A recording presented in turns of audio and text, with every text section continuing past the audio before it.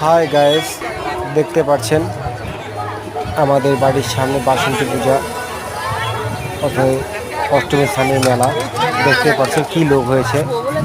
রবিবার থেকে লোকের সংখ্যা খুবই বেশি, খুব ভিড় হয়েছে।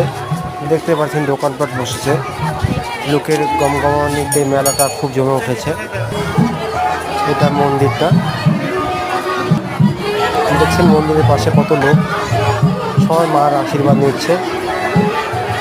কত দোকানপাট বসেছে দেখুন, সবাই কম বেশি বিক্রি করছে, ব্যবসা ভালোই হয়েছে। এবার মেলাটা 2 দিনের মেলা, আজকে মেলা শেষ হয়ে যাবে।